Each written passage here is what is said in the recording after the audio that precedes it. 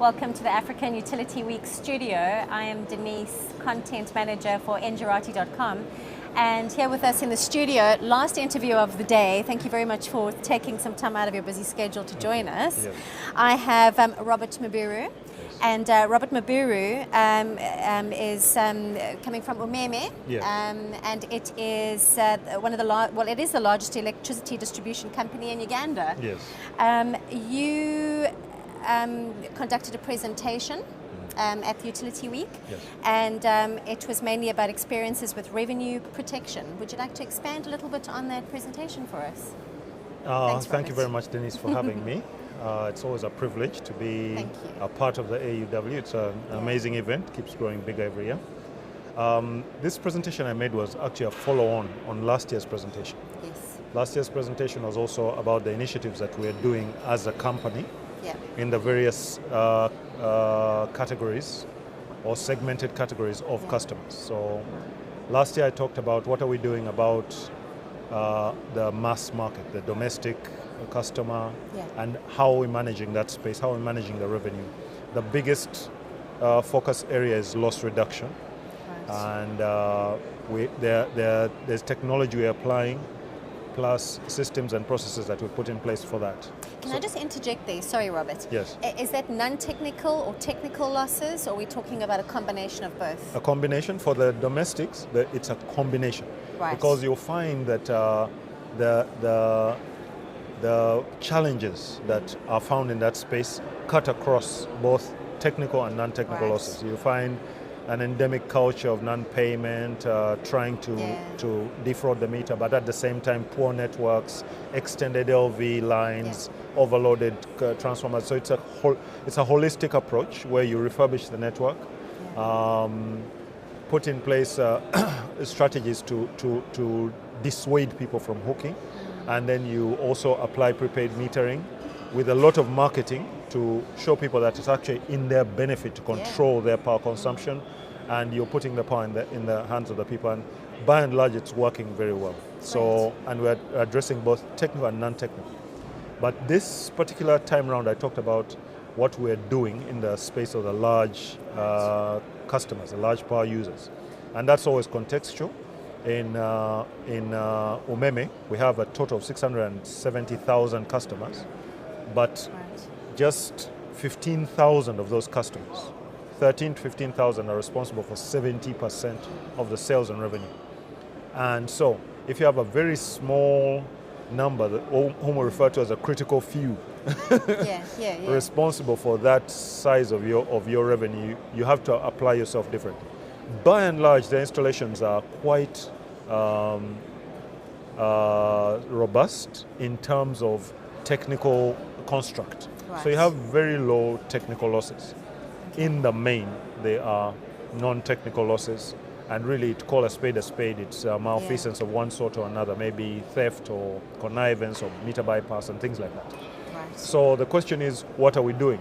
So we decided to apply technologies, install an AMR system, but also install more secure, monitored enclosures, real-time monitoring that can give us alerts. So that gives us near real-time knowledge about what's happening at the installation. Our previous philosophy was to have the installations and you'd have routine reading cycles. So most of the meters would be checked on a monthly cycle. And just downloads of the meters would show in certain cases that after reading at the turn of the month, on the 5th, the guy does whatever he's done and the consumption drops. On the 28th, he undoes it, and then you come and read. And so those are the kind of things we picked up. And whatever they're doing has already been discussed. Everybody knows the full range of what can be done to the meter. So the approach is to secure the meter, keep its reading, its function integral.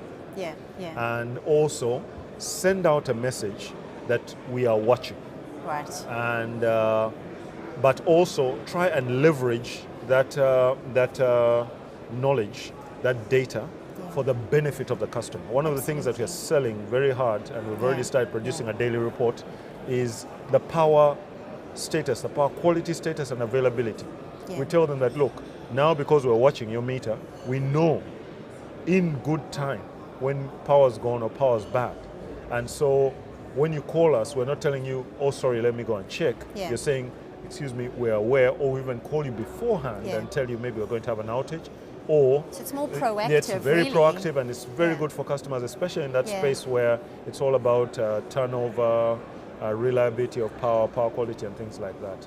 At the same time, we've also passed on this data Yeah. through our website, Yeah. and they can look at their consumption patterns, their the Qs, the Ss, the Ps, the power factors, phase by phase on a 30-minute basis, and this data is available to them.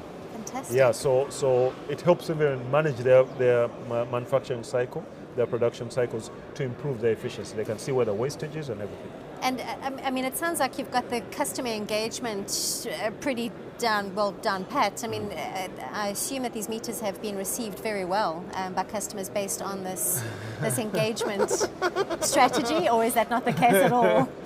Let me say that we have a bit of a journey, a way to go. Yeah. It is true that the best thing to do, the best way to go, is to engage the customer. But it's early days. Yeah. We are engaging the customer. We are putting this data in there, but we can do a lot better. I mean, there's so much more that we can do to bring the customer much closer and give the customer a sense of their importance to us and a sense that we are there to serve them. And so I can't say that we're there. We definitely have that as an aspiration, and that's why we're bringing this technology. And what strategies have you actually put in place? So you are reaching the customer via the website? Yes. And what about by cell phone, by mobile? What happens is those alerts and whatnot are for our consumption. Right. We recognize that they might not be useful because, first of all, they're numerous and they're technical. Okay. So they might not be interpretable. Okay. But what we've done is we've created an administration system whereby every group of customers has a sort of like an agent or a relationship manager who is more than just your average relationship manager, understands the technical side of, we call them customer service engineers, and we expect them, that's actually part of their KPIs, to make sure that they're constantly in touch with the customer, constantly keeping them updated, checking on them, and making sure that the quality, the commodity we supply them is meeting their expectations. Right. And that's why I say we're still a way to go, because even seated here, I know we're not yet there, but that's our aspiration. It does seem to be a bit of a global phenomenon, this customer engagement. All of a sudden, it sounds as if utilities have realized that the customer really needs to be put on a pedestal. And they need to be looked after, and things need to be explained properly to them. And it seems, I don't think it's just in Uganda, I think in Europe as well, they're grappling with this idea of engaging better with the customer. Let's talk a little bit, we were talking earlier about access, access to power. You attended a presentation. Do you want to just expand on that and share your view access. On that? Yeah. We have a very, very poor record of access in the country. 15% of our population knows about electricity, and that is not acceptable. And everybody, right through the political to the energy sector stakeholders, know.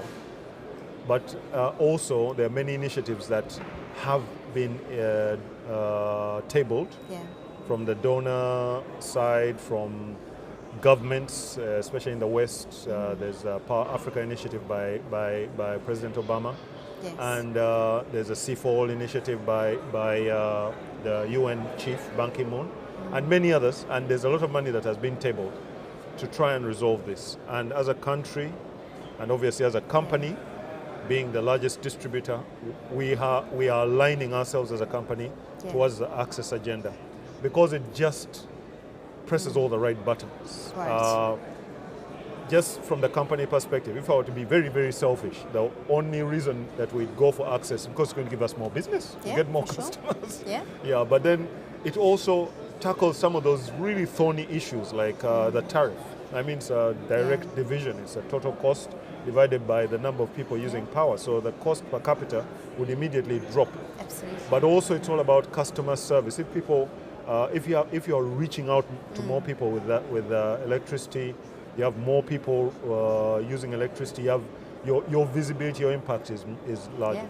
But then even on a wider scale from a country perspective, everybody knows that electricity is a key driver for the economy. So the more people have access, the more industries that can tap into electricity, the more you commercialize your society. The quicker it progresses, towards the more developed states that we see around the world. So the access agenda is really close to our heart as a country, but also as a company. What are the goals as far as access figures are concerned? Everyone's always talking about the 2020. Do you have a certain access figure that the government is working towards or would like to aim for? Yes. By we have a 2025 goal as a government of 40%. Now, that to some people might sound crazy, but it's because we're coming from such a low base. Right. We're at 15%. In terms of access percentages, ours is the worst in East Africa. East Africa, that means Kenya, Uganda, Tanzania, Rwanda, Burundi. Even in Rwanda, the access rate is high. Why? Why is that? Well, I think we have not really taken the bull by the horns in the country. Okay. But as I said now, it's the buzzword. Everybody's talking access, right from the ministry to everywhere, to the regulator. But internally, as a company, in our footprint, we're targeting 2 million customers in the next 5 years. Now that's super ambitious. That means we'll have to connect at least 300,000 customers every year. But we believe that the potential is there. Why? Because we have not marketed, we have not even gone out to search for the customer. Of their own volition, even with our dysfunctional processes and our not too good customer service, and the customer having to fight their way, we have 100,000 new connections coming through that very unfriendly system of their own volition without any market. Right. So we believe that the potential actually exists. Certainly sounds and like somebody it. once projected within our footprint alone, because we're not the only distributor, we're the largest, but there's a potential to grow to about 4 to 6 million customers. So there is potential to grow. So much headroom. We just need to take hold of it. Now, when you say take hold of it, as far as investment is concerned, skills, we were discussing a disconnect perhaps between different role players. How are you going to take the bull by the horns and move forward with the strategy of increasing it to 40% by 2025? You must scratch every person's sweet point, what they understand. You must tell the story in a way that makes meaning to every single person. And really, I'd like to congratulate really the World Bank for the work that they've done in Uganda. A lot of hard work, because most of it has been relationship management, getting people to understand what access means in terms of the government perspective, in terms of the political perspective, in terms of the sector perspective, in terms of the economic perspective, such that you can get a narrative that resonates with all the different players. And now that resonance is in play. So you can have all people up to go. I mean, recently we were reviewing our key strategic objectives as a company. And before it was all about loss reduction, revenue collection improvement, safety, the usual things. All of that has been wrapped up, and guess what's at the top there? Access and growth as a key strategic objective of the company. Somebody has done the work to make us understand that it is what? That it is a key. So that's important. And in terms of investment, there's been a lot of money that has been garnered to target the growth potential on the African continent. And mainly speaking, because that's the main area where there's growth. If you go to Europe, all the pressure for efficiency and turn to renewables and things like that has actually started stagnating or even regressing energy growth in terms of gigawatt and or terawatt hours consumed per annum. Yet in Africa, you're talking about 70% of the population not even knowing what electricity is. So even have access to it's it. A totally different paradigm. As my last question, what is your message? What message would you like to get across to perhaps investors, potential investors, or to other utilities? What message do you want to get across from your side, from UMEME's side?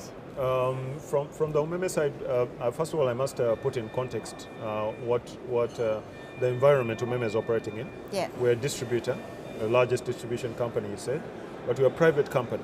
Yeah. And the assets that we manage are actually owned by government. So right. we have a concession. Yeah. It's basically a lease, and it is time bound. It's a 20-year lease. We've run 10 of it. We have 10 more to go. Right. And we have incentives that we're putting to actually do the business there. So, and we're also listed on the stock exchange in Nairobi. Right. And the securities exchange in Uganda, so we're cross-listed. Our largest shareholder is Investec South Africa. And we have a whole slew of other investors that have come through, Alan Gray, and so on and so forth. Right. And just an indication of the growth. The share price from the time we listed 2 years ago has basically more than doubled.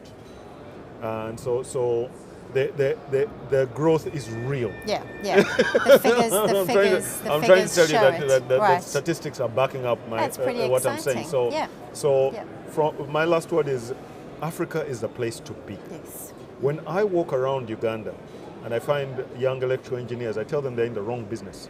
You're in the wrong company.